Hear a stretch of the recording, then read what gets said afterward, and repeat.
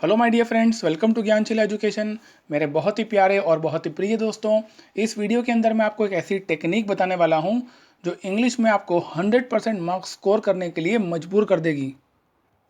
जी हाँ फ्रेंड्स, आपने बिल्कुल ठीक सुना। अगर आपने इस टेक्निक को, इस ट्रिक को, इस मेथड को रिलीजियसली, ईमानदारी से डेली बेसिस से फॉलो कर लिया तो मैं आपको गारंटी दे रहा हूँ, आप इंग्लिश में कोई सी भी एग्जाम की तैयारी कर रहे हो, चाहे वो ऐसे सीजीएल हो, banking, CAT, C SAT, UPSC, कोई सी भी एग्जाम हो, आप इंग्लिश में 95% टू 100% मार्क्स स्कोर करेंगे और ये टेक्निक आपको मजबूर करेगी स्कोर करने के लिए।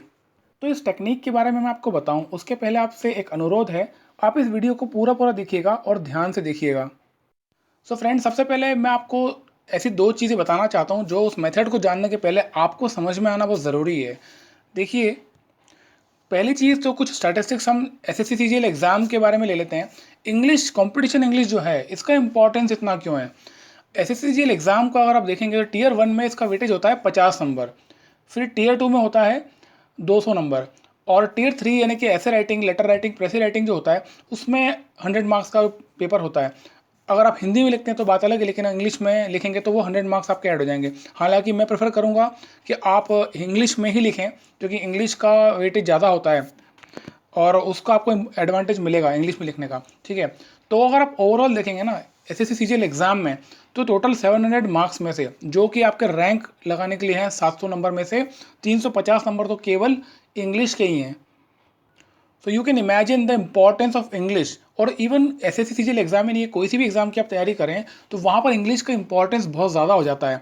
और यही एक कारण होता है कि जिसका फ़ायदा उठा करके कोचिंग वाले आपको एक्सप्लॉइट करते हैं, आपको पेड कोर्स बेचते हैं या आपको कोचिंग सेंटर पर बुलाया जाता है, और वहाँ पर पढ़ाने के नाम पर आपके साथ क्या किया जाता है ना, वो आपको भी थोड़ी देर में पता चल जाएगा। तो पहली बात तो ये है कि देखिए, इंग्लिश का इंपॉर्टेंस तो काफ़ी ज़्यादा है, ये हम मानते हैं। एसएससी सीजीएल एग्जाम में ही इसका 50% वेटेज है। इससे पता चलता है कि हम इसको इग्नोर नहीं कर सकते और हमें इसमें फुल मार्क्स स्कोर करने की कोशिश करना ही चाहिए। ये हुई पहली चीज़। दूसरी चीज़ मैं आपसे जानना चाहता हूँ, आप मुझे बताइए कि एसएससी सीजीएल एग्जाम में मिनिमम एजुकेशन क्वालिफिकेशन क्या है? ग्रेजुएशन। बट जो इंग्लिश पूछी जाती है, अगर आपने सिलेबस देखा होगा ना, तो उसमें इंग्लिश का लेवल कहाँ का आता है? 10th लेवल का। यानी कि आपसे 10वीं के लेवल की इंग्लिश पूछी जा रही है, जिसके लिए आपको कोचिंग ज्वाइन करना पड़ रही है। आपने स्कूलिंग करी है कहीं ना कहीं से, स्कूल में पढ़ाई करी है, 10th पास करी, 12th पास करी, उसके बाद आपने ग्रेजुएशन कर लिया। इतने सब में मान लीजिए आपकी इंग्लिश सबसे ख़राब थी क्लास में, उसके बावजूद भी मिनिमम आपके 40 नंबर, 50 नंबर तो आते ही होंगे इंग्लिश में। यानी कि आपको इतनी इंग्लिश तो आती है कि आप 50% मार्क्स तो खुद से स्कोर कर लें। लेकिन आपसे गलती कहाँ हुई? जैसे आपको पता चला कि इंग्लिश का इंपॉर्टेंस बहुत ज़्यादा है कॉम्पिटिटिव एग्जाम में, तो आपने ये मान लिया कि आपको इंग्लिश नहीं आती है और आपने कोचिंग की तरफ दौड़ लगा दी। अब कोचिंग वाले ने क्या किया? आपको एक्सप्लॉइट करना शुरू कर दिया। कोचिंग वाले ने ये बता दिया आपको, और आपको ये रियलाइज़ करवा दिया कि आपको इंग्लिश बिल्कुल नहीं आती है, मतलब कि आपको पढ़ना पड़ेगा बेसिक से। जबकि आप मुझे बताइए एग्जैक्टली ऐसा है या नहीं है? आपको इंग्लिश आती है कि नहीं है? आपको इंग्लिश आती है, बहुत सारे रूल्स, बहुत सारे ग्रामर की ऐसी चीज़ें जो आपको ऑलरेडी पता है। तो आप बेसिकली क्या कर रहे हैं? उन सब चीज़ों को ज़ीरो मान करके कहीं और अपने नॉलेज को वापस से रिप्लेस कर रहे हैं। और आपको करना क्या चाहिए? जो नॉलेज आपके पास ऑलरेडी है, एग्जिस्टिंग नॉलेज जो है, उसको आपको रिवाइव करना है, उसको आपको बाहर निकालना है। और जैसे ही आपने ये काम शुरू कर दिया तो मैं आपको गारंटी से बोल सकता हूँ कि आपको किसी कोचिंग की ज़रूरत नहीं पड़ेगी, आपको किसी के पास जाने की ज़रूरत नहीं पड़ेगी। अपने लेवल पे आप कम समय में भी काफ़ी अच्छा स्कोर इंग्लिश में कर लेंगे। देखिए फ्रेंड्स, आपको एक चीज़ तो यहाँ पे समझना पड़ेगी कि आपको यहाँ पर जो भी एग्ज़ाम की आप तैयारी कर रहे हैं उसमें इंग्लिश में आपको क्वेश्चन सॉल्व करना है और ज़्यादा से ज़्यादा स्कोर लेके आना है। दैट्स इट, इतना ही हमारा पर्पज़ है। हमारा पर्पज़ ये बिल्कुल नहीं है कि हमें इंग्लिश में मास्टर डिग्री करना है या हमें इंग्लिश में पीएचडी करना है। आपको पीएचडी नहीं करना है, आपको अच्छा स्कोर लेके आना है। तो डेफिनेट सी बात है, अगर अच्छा स्कोर हमें लेके आना है तो हमें अपने टाइम को ऑप्टिमम यूटिलाइज करना पड़ेगा। जितना समय हमारे पास है उसमें हमें कम से कम समय में ज़्यादा से ज़्यादा नॉलेज गेन करनी है। हमारी जो एग्जिस्टिंग नॉलेज है उसको बाहर निकालना है, और जितना हमें सीखना बाकी है उसको हमको जल्दी से सीखना पड़ेगा। और ये काम आप कोचिंग ज्वाइन करके नहीं कर पाओगे, क्योंकि अगर आप कोचिंग ज्वाइन करोगे तो उसमें आपका टाइम डबल वेस्ट होता है। तो ऐसा हम क्या करें? ऐसी कौन सी टेक्निक है, ऐसे कौन सी मेथड है, ऐसे कौन सी ट्रिक है जिससे हम अपने ही लेवल पे बिना कोचिंग ज्वाइन किए अच्छा स्कोर कर सकें? इवन 95 से 100% स्कोर हम इंग्लिश में कर सकें। तो फ्रेंड्स, बेसिकली आपको करना क्या है इस मेथड में? आपको 25-25 क्वेश्चंस के प्रैक्टिस सेट्स होते हैं जो किसी भी आपको मार्केट में आराम से मिल जाएंगे, सस्ते मिल जाएंगे। आपको कोई ऑनलाइन कोचिंग ज्वाइन करने की ज़रूरत नहीं है, कोई पेड कोर्स खरीदने की ज़रूरत नहीं है, बिल्कुल मत खरीदना। और ना ही कोई टेस्ट सीरीज ज्वाइन करने की ज़रूरत है। आपको प्रैक्टिस सेट मार्केट में मिल जाएंगे। उन प्रैक्टिस सेट्स को आपको खरीद के 25-25 क्वेश्चन के जो सेट होते हैं उनको सॉल्व करना। कैसे सॉल्व करना है, अपने एक स्टॉप वॉच या टाइमर होता है मोबाइल में, उसको स्टार्ट करके 15 मिनट का काउंटडाउन टाइमर लगाना और 15 मिनट के अंदर 25 क्वेश्चन सॉल्व करने की कोशिश करना। देखिए 25 क्वेश्चन पूरे सॉल्व करना है आपको, चाहे वो गलत हो चाहे सही हो, सॉल्व सारे करना है। जब आप पूरा पेपर सॉल्व कर लेंगे 25 क्वेश्चन का 15 मिनट में, तो फिर आपको देखना है कि आपने कितने क्वेश्चन सही किए और कितने गलत किए।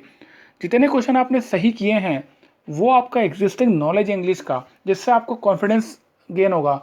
आपको ये पता चल जाएगा कि आपको इतने क्वेश्चंस आते थे। और जितने क्वेश्चन आप पे गलत होते हैं ना, उन क्वेश्चन का सॉल्यूशन आपको देखना है और सॉल्यूशन को आपको वहीं पे लिखना है जहाँ क्वेश्चन है, जहाँ पेपर सॉल्व कर चुके हैं। सॉल्यूशन देखने का फ्रेंड्स फ़ायदा ये होगा कि जब भी उस पेपर को आप पलटेंगे फ्यूचर में, आने वाले समय में रिवीजन के लिए, तो आपके हैंड रिटन सॉल्यूशन जब लिखे होंगे तो आपको आसानी से याद हो जाएगा कि इस क्वेश्चन का आंसर ये था। तो आपको बहुत कम चांसेस है उसको आप भूलें। इसमें आपको एक काम ज़रूर करना है कि आपको मार्क्स कैलकुलेट नहीं करना है। आपको सिर्फ इतना करना है कि उस 25 क्वेश्चन को के सेट में आपने कितने क्वेश्चन सही किए और कितने क्वेश्चन गलत किए, दैट्स इट। और ऐसे आपको 8 सेट सॉल्व करना है। मतलब मेरे बोलने का मतलब ये है कि मिनिमम आपको 200 क्वेश्चंस एवरी डे सॉल्व करना है अलग अलग समय पे। 25-25 क्वेश्चन का सेट इसलिए है क्योंकि आपको एक कॉन्फिडेंस गेन होगा, कम समय में आप कम क्वेश्चन तो करेंगे, तो पार्ट्स में ब्रेक करके आप जल्दी जल्दी ज़्यादा सीखेंगे। अगर आप 200 क्वेश्चन एक बार में सॉल्व करेंगे तो पॉसिबिलिटी कम है कि आप ज़्यादा सीखें। तो 15 मिनट में क्वेश्चन सॉल्व किया और 15 मिनट में उसका सोल्यूशन देख लिया। आधा घंटा निकालना बहुत मुश्किल काम नहीं है। आधा घंटा सुबह सुबह निकाल लिया, फिर लंच के पहले एक आधा घंटा निकाल लिया, फिर लंच के बाद आधा घंटा निकाल लिया। ऐसे आपको 8 बार अलग अलग समय में ये प्रैक्टिस सेट सॉल्व करना है। तो प्रैक्टिकली फ्रेंड्स अगर आप देखेंगे ना अपने आप को ऐसा करते हुए, आप एक 25 क्वेश्चन का सेट सॉल्व करते हैं और उसका सॉल्यूशन देख लेते हैं, फिर थोड़ी देर बाद एक ब्रेक लेके फिर से ये काम आप करते हैं, तो आप कहीं ना कहीं उन रूल्स को जो आप देखते हैं, फिल इन द ब्लैंक्स के हो गए या स्पॉटिंग द एरर्स के कई सारे रूल्स होते हैं, प्रेपोजिशंस के, कंजक्शंस के, टेंसेस के, उन रूल्स को आप अनजाने में मेमोराइज कर रहे होंगे प्रैक्टिस सेट्स के माध्यम से। और आप ये अलग अलग समय पे करेंगे तो ये ज़्यादा संभावना है कि आपको ये सब मेमोराइज हो जाएं। जैसा कि मैंने बताया, जब क्वेश्चन पेपर में आप सॉल्यूशन देखेंगे तो जो आपने गलत किए हैं उनके सॉल्यूशन को पेन से आप वहीं पे पेपर के ऊपर ही लिख लें, ताकि जब आप फ्यूचर में कभी उसको रिवाइज भी करें तो आपके हैंड रिटन सॉल्यूशन को आप जल्दी से रिकॉग्नाइज कर लेंगे और याद कर लेंगे। और मेरा विश्वास कीजिए, डेली बेसिस पे अगर आपने 200 सवाल इस प्रकार से सॉल्व करे तो धीरे धीरे जितने भी रूल्स होते हैं इसमें इंग्लिश के अंदर अलग अलग टॉपिक्स में, वो सारे रूल्स आपको अपने आप याद हो जाएंगे। एक दिन के अंदर 200 सवाल करना और सैटरडे संडे को ब्रेक ना मानते हुए सातों दिन ये 200 क्वेश्चन सॉल्व करना, तो महीने में आप 6000 क्वेश्चन सॉल्व कर चुके होंगे। और 3 महीने तक ये काम करेंगे तो 18000 से ज़्यादा क्वेश्चन आप सॉल्व कर चुके होंगे। 18000 क्वेश्चन यानी कि आप ऑलमोस्ट सारे के सारे रूल्स आपको मेमोराइज हो जाएंगे। और 1-8% को संभावना होगी या कोई ऐसी चीज़ जो आपसे मिस होगी, क्योंकि 18,000 क्वेश्चंस 3 महीने में सॉल्व कर लेना मतलब ऑलमोस्ट सारी चीज़ें आपके दिमाग में आ चुकी होगी। तो मेरी आपसे रिक्वेस्ट है कि आज ही से इस टेक्निक को यूज़ करना शुरू करें। अभी से एक प्रैक्टिस सेट लें, 25 क्वेश्चन का प्रैक्टिस सेट सॉल्व करें, मोबाइल के अंदर काउंटडाउन टाइमर लगाएं 15 मिनट का, और 15 मिनट में क्वेश्चन पेपर सॉल्व करें, सॉल्यूशन देखें, उस सॉल्यूशन को लिखें, ठीक है। और कोई पेड कोर्स खरीदने की ज़रूरत नहीं, कोई कोचिंग करने की ज़रूरत नहीं और किसी से गाइडेंस लेने की ज़रूरत नहीं है। जैसे जैसे आप क्वेश्चन को सॉल्व करते चले जाओगे आपको अपने आप इंप्रूवमेंट दिखेगा। 15-20 दिन, 1 महीने के बाद अपने मार्क्स को भी आप कैलकुलेट करके देख सकते हो। आप खुद देखोगे कि आपके अंदर इंप्रूवमेंट हुआ है। और दोस्तों, ये सबसे अच्छा तरीका है इंग्लिश में स्कोर करने का, सस्ता और अच्छा और श्योर तरीका मैं आपको बता रहा हूँ क्योंकि मेरा एक्सपीरियंस है।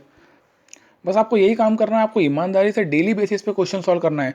मैं आपको बता दूं, अगर आप किसी कोचिंग में भी जाएंगे, आप पेड कोर्स भी करेंगे, पूरी रामायण में आपको बता देंगे, अलग अलग रूल्स आपको रटवा देंगे और अंत में वो भी यही बोलेंगे कि भाई प्रैक्टिस सेट सॉल्व कर लो, क्योंकि अल्टीमेटली ये कॉम्पिटिटिव एग्जाम है। यहाँ पर आपको प्रैक्टिस सेट्स ही सॉल्व करके नंबर आएंगे, आपको रूल्स रट के कोई नंबर नहीं देने वाला है। अल्टीमेटली आपको एग्जाम में क्वेश्चन ही सॉल्व करना है, तो क्यों ना शुरुआत ही वहीं से की जाए। बस एक चीज़ फ्रेंड इसमें छूटी है, इन सभी सेक्शन में, इंग्लिश के जितने भी सेक्शन होते हैं इनमें रीडिंग कॉम्प्रहेंशन को आप ऐसे सॉल्व नहीं कर सकते, क्योंकि रीडिंग कॉम्प्रहेंशन एक अलग चीज़ होती है, आपकी कॉम्प्रहेंशन स्किल्स चेक होती है। और जैसा कि हम पैटर्न अब देख रहे हैं तो पैसेजेस भी काफ़ी टफ आने लग गए हैं। तो रीडिंग कॉम्प्रहेंशन में कैसे आप ज़्यादा अच्छा स्कोर कर सकते हैं, क्योंकि अगर आप CGL में देखेंगे तो 5 क्वेश्चन कम से कम आ ही जाएंगे आपके टियर 1 में और 20 क्वेश्चन कम से कम आएंगे टियर 2 में। तो काफ़ी अच्छा वेटेज है। 25 क्वेश्चन देखेंगे तो आप 50 नंबर का तो वेटेज केवल रीडिंग कॉम्प्रहेंशन का है। तो रीडिंग कॉम्प्रहेंशन आप कैसे इंप्रूव कर सकते हैं, कैसे अपनी कॉम्प्रहेंशन स्किल आप स्ट्रॉन्ग कर सकते हैं, उसके लिए एक अलग से वीडियो बनाऊंगा। अगर ये वीडियो अच्छा लगा हो तो प्लीज़ लाइक ज़रूर कर देना और ऐसे और नोटिफिकेशन अपडेट्स के लिए बेल आइकन तो क्लिक करना ना भूलें। Thank you so much.